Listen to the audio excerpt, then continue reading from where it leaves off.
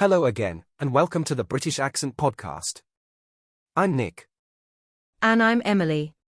Today we're talking about something personal. How learning and speaking English can actually reveal parts of yourself you didn't even realize were there. Yeah, and this one's really close to my heart.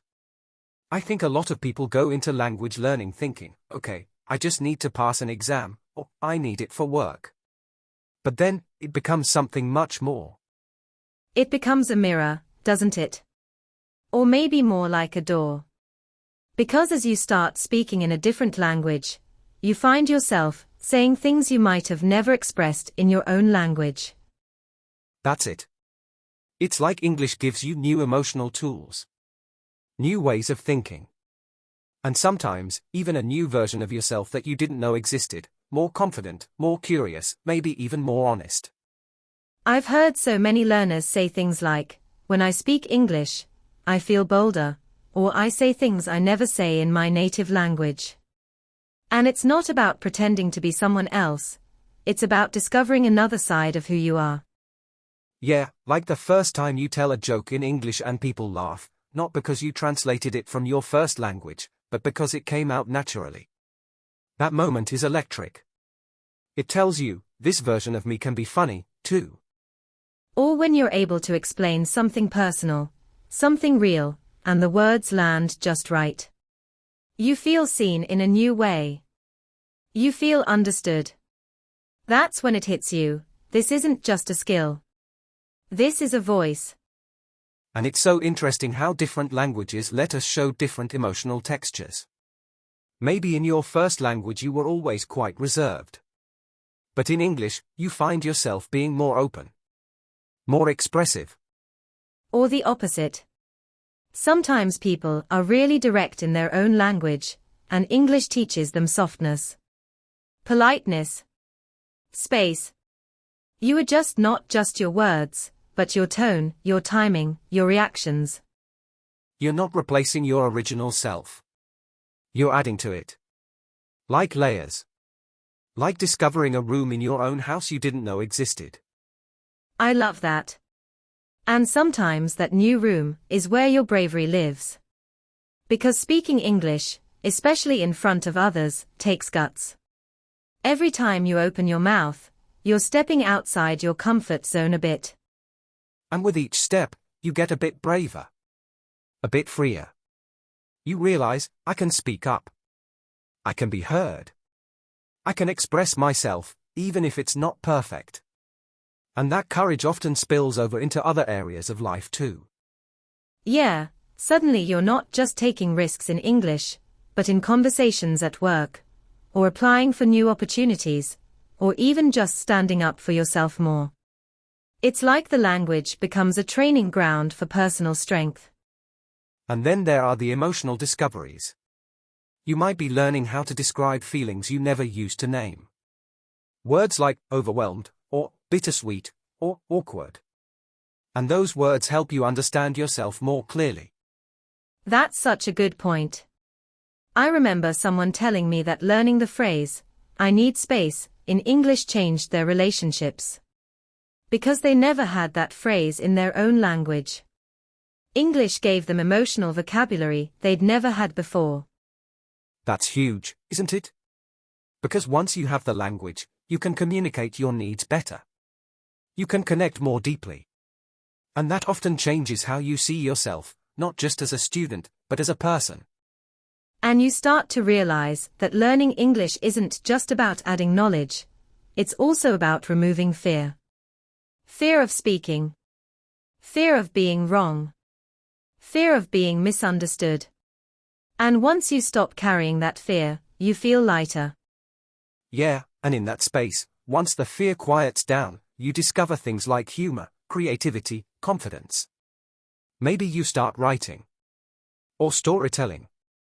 Or giving opinions in a way you never used to. That's real growth. And it's deeply personal. It's not something you can measure with a test score. It's something you feel. You look back and realize, wow, I've changed. I'm not who I was when I started learning English. And that change isn't always obvious to others, but it's powerful. It's the way you carry yourself. The way you think. The way you trust your voice, even if your voice sounds different in English. And sometimes, that different voice lets you say things you couldn't say before. Things you didn't even realize you needed to say. Like, I'm proud of myself. Or I'm still learning, and that's okay. That takes courage. It really does. Because for a lot of people, speaking a new language brings up vulnerability. You feel exposed. You feel like people might judge you. But when you keep going anyway, that's real strength. That's self-respect. And the act of showing up, again and again, even after mistakes, even on the days when the words don't come easily, that's how you build trust with yourself. Quietly. Slowly. But deeply. It's funny, isn't it? We often think learning a language is about impressing others. But actually, it's more about surprising yourself. Discovering what you're capable of when you stop waiting for perfection. And when you do that, when you show up as you are, English becomes something more than a language. It becomes a place. A space where you're allowed to try. To stumble. To grow. To be honest. And that space becomes part of your identity. Not instead of your native language, but alongside it. Like a second home. A place you've built with effort and emotion, and where you've learned to be more fully yourself. I think that's what people don't always expect. They think, learning English will give me skills. But what it actually gives you is perspective. And resilience. And sometimes, a surprising kind of peace. Because when you realize you can express yourself, even imperfectly, in a second language, that changes how you see yourself in every part of life. You become more open. More flexible. More sure that you can handle what comes next. And honestly, that's something you carry with you forever. It stays with you long after the lessons are over, long after the vocabulary list is forgotten. That feeling of, I discovered something new in me, and I like it. And maybe that's the real success in learning a language. Not reaching some perfect level, but recognizing that you've grown into someone who dares. Someone who's curious enough to try, even when it's uncomfortable. Yeah. It's not just about fluency. It's about self-discovery. And that might come through writing your first message in English without translating it. Or sharing your opinion in a group. Or understanding a joke and laughing in real time. And those moments, they feel small from the outside, but on the inside, they are massive. They shift how you see yourself. From someone who's trying, to someone who can. And you don't forget that.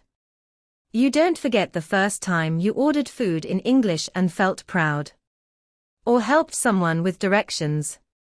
Or made a friend you never could have spoken to before. It's those human moments, the connections, the breakthroughs, the quiet wins, that shape you. And the amazing thing is, you don't always notice it while it's happening. But one day, you look back and realize how far you've come. And you realize that English isn't something you're chasing anymore. It's something you're living. It's in your playlists, your thoughts, your memories. It's become part of your everyday rhythm. And with that rhythm comes a kind of freedom. The freedom to be a little more you. To ask better questions. To meet people where they are. To grow without needing to prove anything. And maybe that's the most beautiful part, realizing that this language, which once felt foreign and difficult, has quietly helped you come home to yourself in a new way. Not because it changed who you are, but because it helped you meet who you are, more deeply, more openly, and maybe more kindly. And that kindness to yourself, it's something that often grows through the learning process. Because you have to forgive yourself for making mistakes. You have to be patient when progress feels slow. And over time, that patience becomes part of how you treat yourself in other areas of life too. You start saying, it's okay, I'm learning, not just in English, but in relationships, in work, in personal challenges. Yeah, Because once you've seen yourself persevere through something hard, like speaking a second language, you realize you're more capable than you thought. You're not fragile. You're adaptable. And I think that adaptability is one of the quiet gifts of learning English. You get used to discomfort. You learn to listen more. To slow down. To notice details. It's like your awareness stretches. And as it stretches, so does your identity. Not in a way that replaces your culture or your first language, but in a way that adds to it. You don't become someone else. You become a fuller version of yourself. Yeah, more layered, more nuanced. Because now you have more than one way to think, more than one way to express, more than one way to connect. That's not just language growth, that's personal growth. And it's ongoing. Even when you feel fluent, the discoveries don't stop. New phrases, new connections, new parts of yourself you hadn't seen yet. They just keep showing up, if you stay open to them. It's like the language keeps giving you mirrors, different ones, in different seasons of life. And each time, you see something new. A confidence you didn't realize was there. A softness. A curiosity. A strength. And maybe that's the magic of it. You thought you were just learning English. But really, you were slowly, gently, learning yourself. Because speaking a new language isn't just about the words. It's about the courage to use them. The openness to grow. And the willingness to meet yourself in new ways, over and over again. So wherever you are on your journey, just know this. Every sentence you try, every mistake you make, every time you show up, it's all part of something much deeper than grammar. It's part of your story. And your voice, even if it shakes, even if it stumbles, is something worth hearing. Not because it's perfect, but because it's true. Thanks for being with us today. We hope this conversation reminded you that English isn't just something you study, it's something that helps reveal who you already are. Take care of yourself. Be proud of your progress, seen and unseen. And we'll see you next time.